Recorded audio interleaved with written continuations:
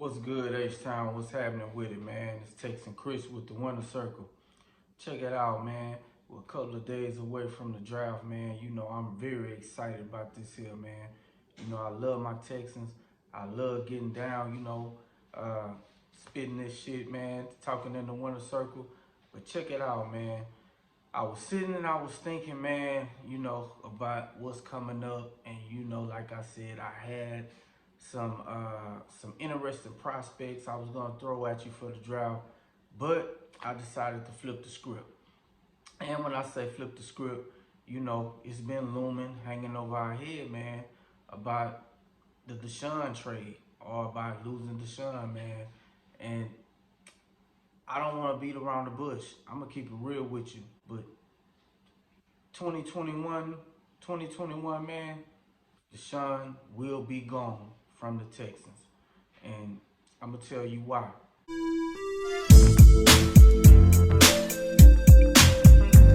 It's very imperative, very important we get the right player in this draft.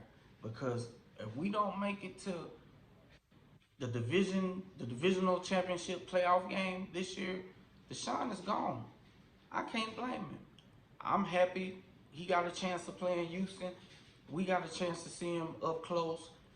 He's worth the price of admission. He's box office. He's big time. He's a clutch player. He doesn't shrink in a big moment. I mean, man, this dude is the truth.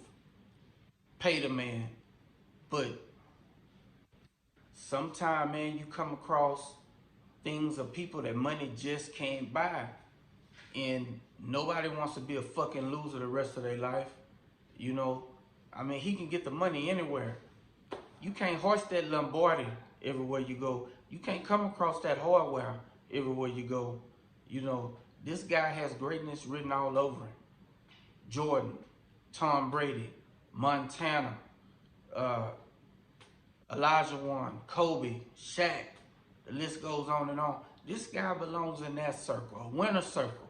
That guy belongs in the winner circle. You can see it. The proof's in the pudding. Ask the people in South Carolina. They'll tell you he put the team on his back every time. He's out here in Houston doing the same fucking thing, man. Doing the same fucking thing.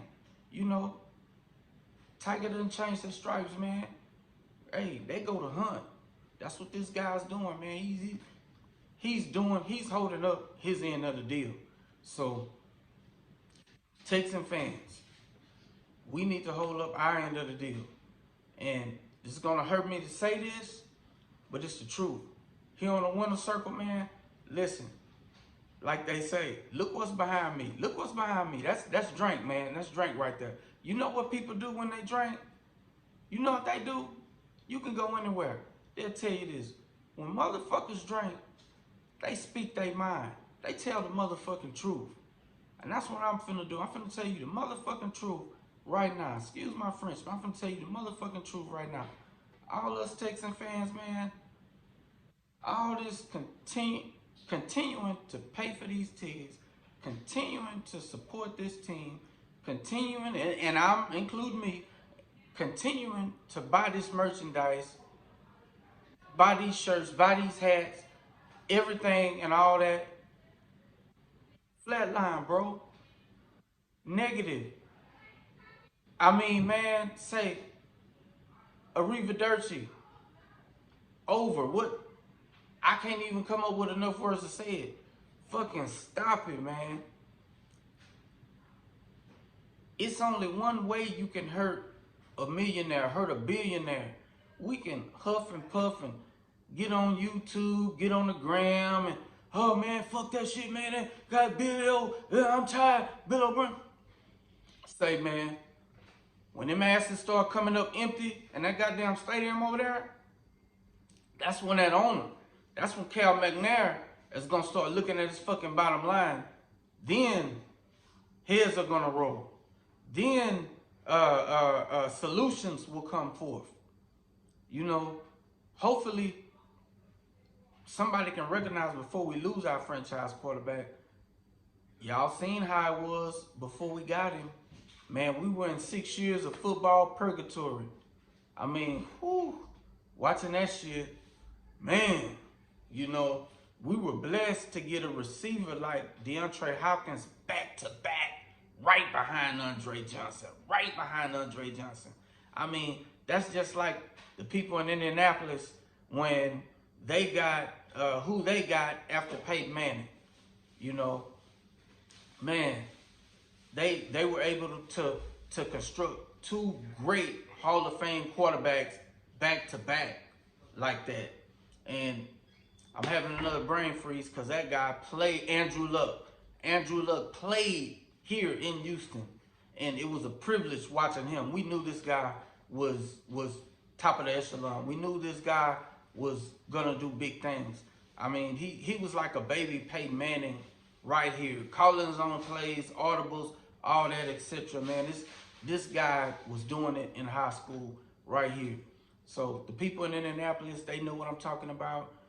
People at H-Town, you guys definitely know what I'm talking about. Having two world-class wide receivers, Pro Bowls after Pro Bowls on top of Pro Bowls, everything but the Super Bowl.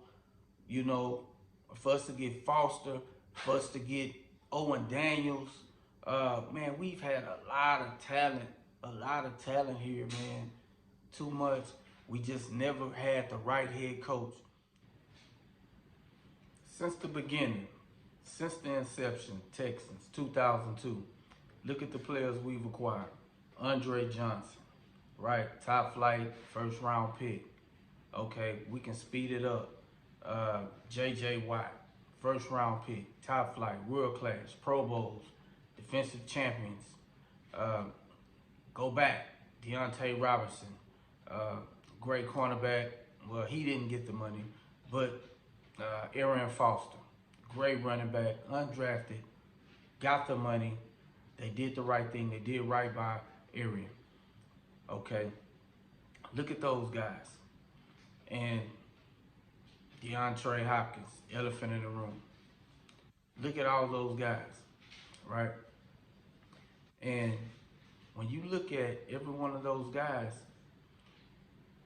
they have something that puts them in the same category. Win percentage, college, high school, pros. They've all won on some type of level. But if you look extensively in their background, have they won at the highest level? High school state champion, college national championship. No. Or maybe. But the first player in our inception to the Texans, the only guy to do this, is Dee Ford. You already know.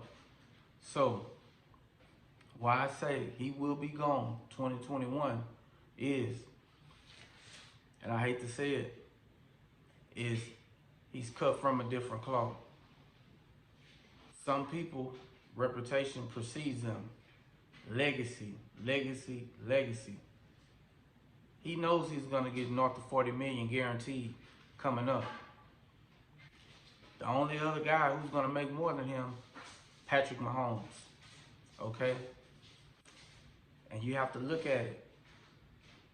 Certain things what this organization has already done to him, you just don't do to a franchise quarterback. Number one, you're already playing with his money. You took away his security blanket, his go-to guy. 3rd and 6, throw it to Hop. 4th and 10, throw it to Hop. 2 seconds left, throw it to Hop. I don't even have to fucking think. Throw it to Hop. Catch radius out this world.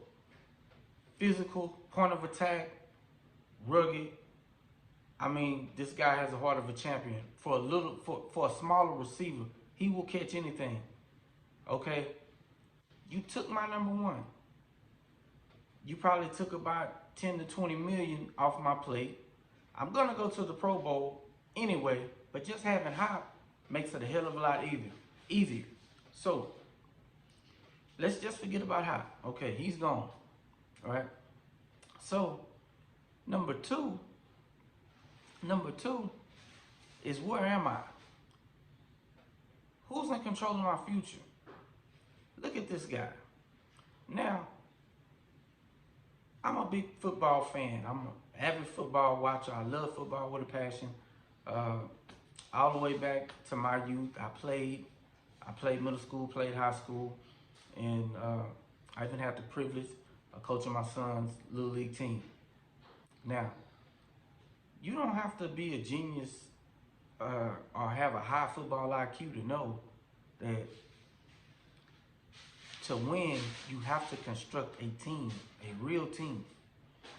And the number one thing what just happened here that Deshaun knows who's constructing our team. And in football, it's not where you are, it's how did you get there. No player has that opportunity to choose where they go. Hey, flip of the draw. If Deshaun would have went to Kansas City, man, this dude would have been hoisting up a Lombardi right now. Probably holding up his second one right now. But he came to Houston. He can't help where he gets drafted, right? So look at Phillip Rivers. Look at Eli Manning. If Eli would have went to San Diego and Phillip would have went to New York, we'll be talking about Phillip Rivers right now. So Deshaun knows this. Deshaun is one. He is one on both levels. High school champion, college champion. Now the only thing left for him to do is to win in the National Football League, right? Now look at the Texans. Every time Andre Johnson asked for a contract extension or a raise or a bump, anything like that, he got it. All his contracts were north of $100 million. I don't know how much guaranteed. I don't have the numbers right in front of me. But JJ, every time he asked for a contract extension, got it like that. North of $100 million. I don't know how much guaranteed. He got it. So next year, Deshaun, he's gonna come up. Same thing. Do you think he's gonna take this money knowing that his legacy will be in jeopardy or being suspect? Is no way he's gonna win here. Not at all. It's too many other high-powered places, too many other places that are willing to surround him with the weapons and stockpile picks and just let him run rampant. I mean, he knows his window of opportunity is what? 5-6 years? Shit, Bill O'Brien's already blew 3 of them. Got 3 more left. So, hey, I'm just doing the math for you guys right now. We all know Deshaun Watson, his agent, is telling him right now, get the fuck out of Houston. Do not let this guy fuck around with your livelihood, with your career. He's costing you millions. And this hurts me to say this. I'm a Taro, I'm a Bull. I'm Houston, I'm an H. The H I represent, however you want to call it. I love the Texans, but we do math. For real, man, we strap with calculators every day in this bitch. You costing me bread? That's not gonna happen. But like I said, with Deshaun, it's not about the bread. It's not about the money. It's about legacy. And how can he be in that same winner circle with Brady? How can he be mentioned with Jordan? How can he be mentioned with Gretzky if you got some bonehead making the decisions? I mean, you know, sabotaging this man's career like this. You know, it's no way, no feasible fact. I mean, if I'm an athlete, if I'm training hard every day, getting up 4 in the morning, lifting weights, watching what I put in my body, doing all the right things, for somebody to just blow smoke up my ass and lie to me and, you know, just deconstruct the team the way that he's doing, it's no way you can tell me this. Now, he went and got, you know, Brandon Cooks, hey, good guy, lots of speed. Like I said, if you play Madden, man, our speed is unsurpassed. Nobody can fuck with us. Nobody will be able to go toe to toe with the Texans on Madden, on paper. But when it comes December and January, that's when the real dogs start hunting. That's when you see. That's when you gotta let your nuts drop. You gotta let your nuts hang. You know, 20 degrees, cold, rain, sleet, snow. Yeah, football is a man's game, man. All that shit, it looks pretty on paper. I give you that. But come January, oh, hey, shout out to Jadakiss. It's hunting season. If you watched my last video, you got that. You heard that. It's hunting season. December, January, that's when the real Belichick thought process start to come out. That's when the real killer instinct starts to roam. And, you know, I really hate this. This draft is so important because it's almost like Billy O's he's on his last stand. I mean, I'm a Texan fan. I'm going to root for him. But in my heart, I know this was some bullshit. And really, I don't really know I don't know if the Texans can overcome this. You know, but we shall see. We shall see. And we're gonna keep the videos coming. We're gonna look at some more prospects. But I had to get this off my chest. I had to speak on it, you know, before the draft. I'm gonna come at you again tomorrow with a couple of defensive components. I think that'll get us going. You know, the new DC, he can come in, he can mix and match and play with these guys, get them in the right positions. So with that being said, get at me.